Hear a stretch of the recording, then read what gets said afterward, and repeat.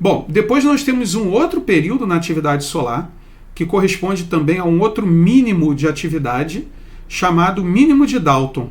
Ele foi menos severo, ok?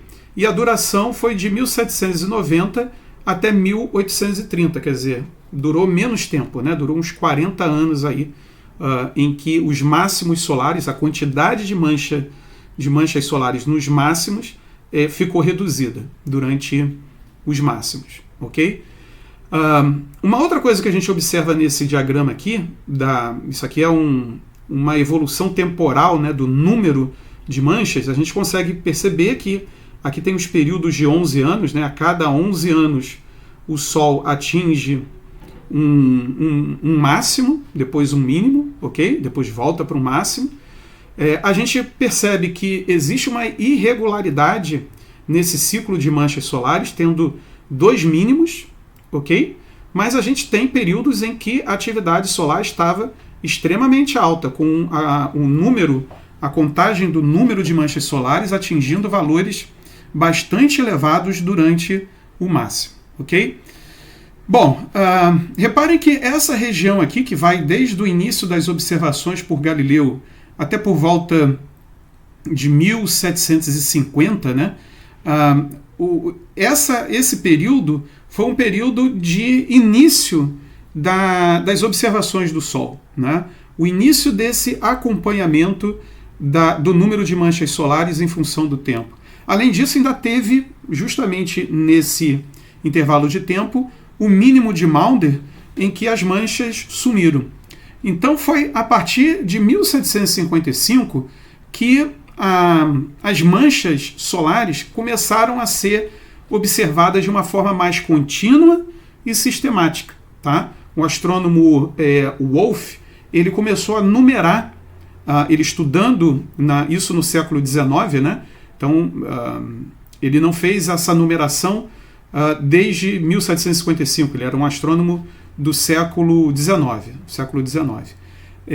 Ele observou, ele também estudou os registros históricos, e ele percebeu que a partir de 1755 as observações das manchas solares passaram a ser mais contínuas, né?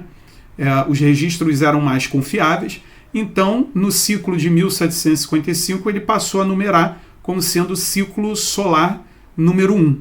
E depois foi numerando de 1 a 1, né? Então, em 1755, a gente tem o ciclo solar número 1, depois, 1766, o ciclo solar número 2, e assim por diante. Bom, hoje nós estamos no ciclo solar número 25. Por coincidência, o máximo desse ciclo solar vai ocorrer agora no ano de 2025, em que o número de manchas solares vai atingir o seu máximo, né? Então, ele se iniciou, o ciclo 25 se iniciou em 2019, o máximo esperado está ocorrendo agora, começou no finalzinho de 2024 até agora 2025, tá? E os resultados indicam, essa linha vermelha aqui do ciclo solar número 25, é a previsão, a partir de modelos matemáticos. E essa linha mais ruidosa é justamente o que está sendo observado. Então as observações estão indicando uma atividade, um número maior de manchas solares do que o previsto. Os últimos 3 ciclos, os últimos 3 máximos, melhor dizendo, ocorreram nos anos de 2014, entre os anos de 2001 e 2002 e no ano de 1990. Tá? Então está aqui o ciclo solar 24, cujo máximo ocorreu em 2014, o ciclo solar número 23, que ocorreu entre 2001 e 2002, e o ciclo solar número 22, que ocorreu em 1990. Bom, o Galileu, quando observou as manchas solares pela primeira vez, ele passou a acompanhar, né, ele passou a monitorar essas manchas ao longo do tempo.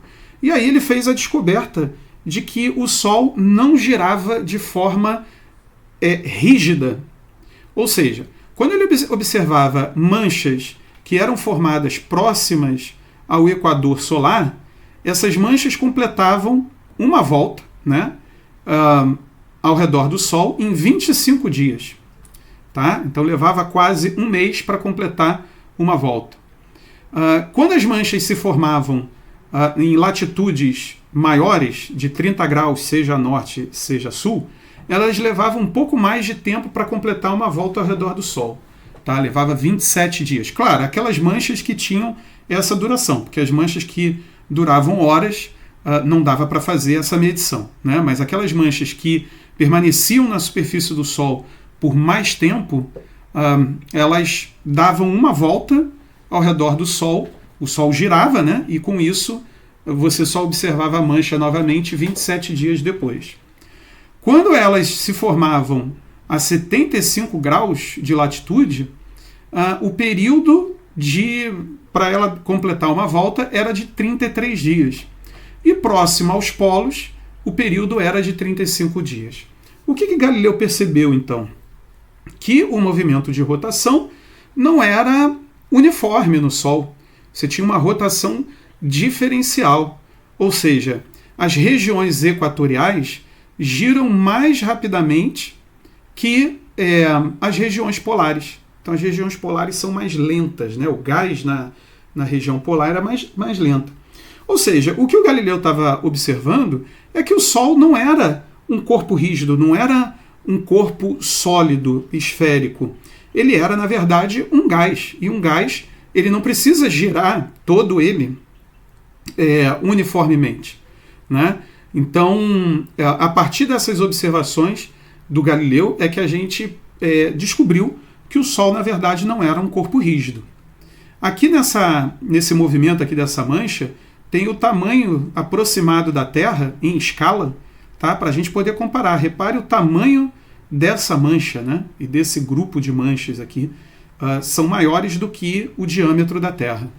A localização das manchas solares também variam ao longo do ciclo. Então, como eu falei anteriormente, no início do ciclo, as manchas se formam a uma latitude média, tá? De 30 graus.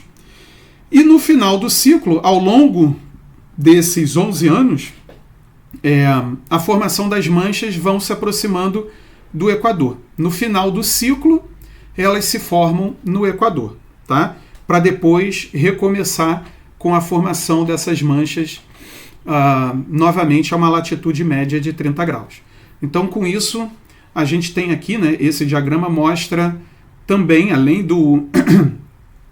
o de cima mostra o que a gente viu anteriormente, é o número de manchas, tá? Sendo que aqui está separado pelo número total de manchas, em vermelho as manchas no hemisfério norte, em azul as manchas no hemisfério sul. Repare que não há um hemisfério preferencial em que as manchas são formadas, tá? A quantidade de manchas que são formadas é igual no hemisfério norte e no hemisfério sul. E nesse diagrama aqui do meio, tá justamente um diagrama de latitude em função do tempo, tá? Então a gente observa cada pontinho desse aqui representa uma mancha solar, formando um diagrama que é conhecido como diagrama de borboleta das manchas solares, tá? Que mostra que no início do ciclo elas se formam próximos à latitude média de 30 graus e depois elas vão se formando cada vez mais próxima do Equador. Esse gráfico aqui embaixo mostra isso em termos numéricos, né? Então a latitude em função do tempo e a latitude aqui, ela não está latitude norte-sul, ela está simplesmente de 0 a 30 graus, considerando aí tanto que pode ser latitude norte ou latitude sul.